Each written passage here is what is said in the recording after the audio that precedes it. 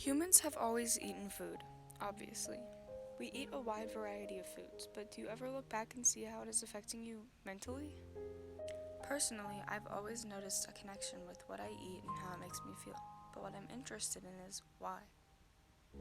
The production of serotonin is highly influenced by the billions of good bacteria that make up your intestinal microbiome, and for good bacteria, you need good food.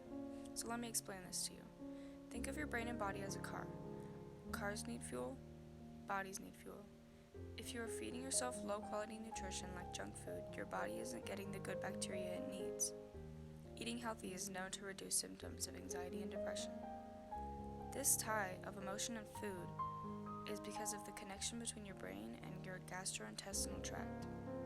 Let's talk about diets. Studies have compared a typical Western diet to traditional ones like Japanese and Mediterranean diets, and have showed that depression is 25 to 35% lower in those who eat a traditional diet than those who eat a typical Western diet. The Western diet means eating high intake of red meat and processed meat, prepackaged foods, butter, candy, sweets, fried foods, conventionally raised animal products, eggs, high-fat dairy products, corn, potatoes, and refined grains. These foods are unhealthy and don't provide good nutrition for the brain and body. The Mediterranean diet means eating vegetables, fruits, fish, beans, herbs, nuts, and low intake of red meat. The Japanese diet is rich in noodles, fish, steamed rice, tofu, seaweed, fruits, veggies, and whole grains.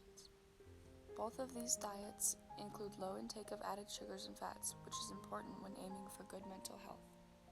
But not everybody can eat the same diet and expect the same effects. This is because everyone's different, whether it's a mental illness like anxiety or depression, or a deficiency of some kind.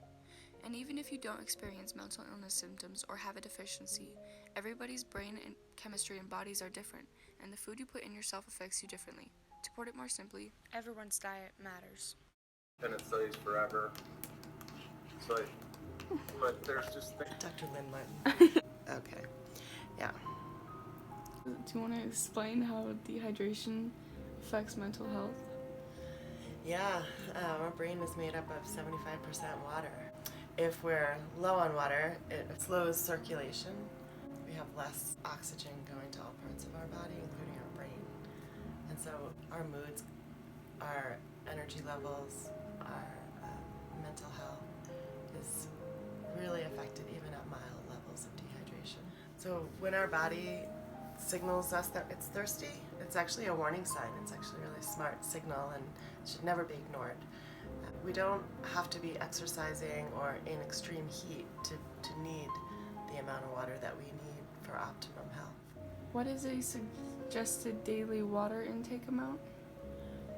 Research shows that we should have about 8-ounce glasses a day, like 2 liters of water a day for optimum hydration. Negative effects of dehydration include our perception of how difficult a task is. If we're dehydrated, the task will seem more difficult than it actually is. What vitamins can help anxiety? Vitamin B complex is really good for anxiety. If we're low in B's, it can cause anxiety. Vitamin D, magnesium, thiamine. How does vitamin B12 affect our mental health? Vitamin B12 deficiency can cause anxiety and even psychiatric symptoms like a panic attack. Vitamin B12 affects our nervous system, and so that's why it's directly related. Let's talk about minerals and vitamins. Vitamin D helps with serotonin production, and we usually get it from exposure to sunlight, but it is also found in reishi, cordyceps, and maitake mushrooms. Magnesium is a mineral that helps with everything from keeping your heartbeat steady to nerve and muscle function. It can be easily gained through lots of natural sources like dark chocolate, almonds, cashews, and cacao nibs. Mineral deficiencies cause bacteria in the gut, resulting in anxiety and depression symptoms. Though there is light at the end of the tunnel for those with deficiencies, because there are mineral supplements or minerals and vitamins can be found in certain foods. For example, if you have an iron deficiency, you could focus more on eating red meat, dried fruit, spinach, and seafood to gain extra iron. But like I said before, everybody needs extra vitamins, even if it's just from fruits and veggies. Good food has good bacteria, and good bacteria in the gut means more serotonin production in the brain, and a healthier, happier body all around. People brush off healthy eating like it doesn't matter, but looking at things clearly, it clearly matters. Try to take some time out of every day to eat an apple or a salad or something generally nutritious, and I can assure you there will be improvements.